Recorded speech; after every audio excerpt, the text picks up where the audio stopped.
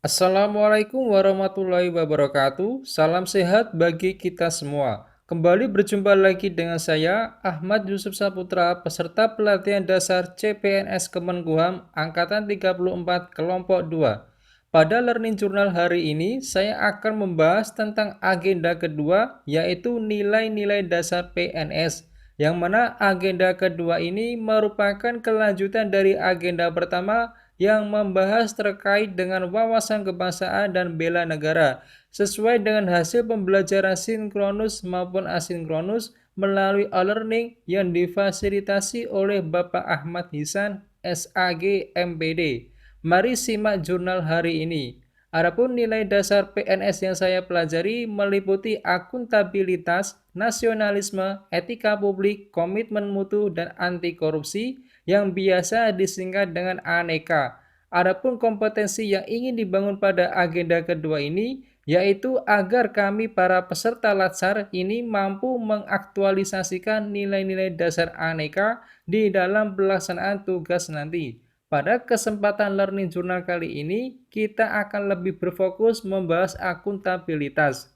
Akuntabilitas adalah kewajiban pertanggungjawaban yang harus dicapai.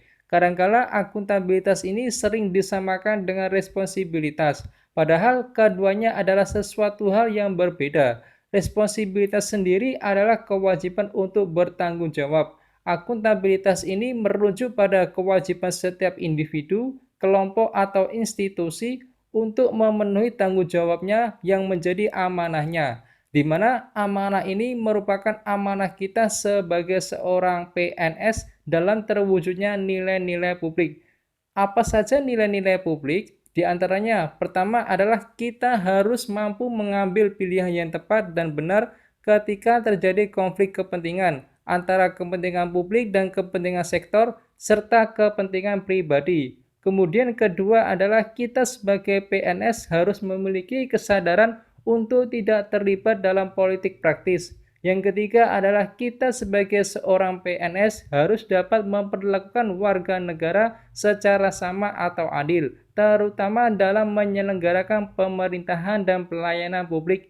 Dan yang keempat adalah selalu menunjukkan sikap perilaku yang konsisten dan dapat diandalkan dalam melaksanakan tugas pemerintahan. Nah, lalu bagaimana sih suatu akuntabilitas itu bekerja?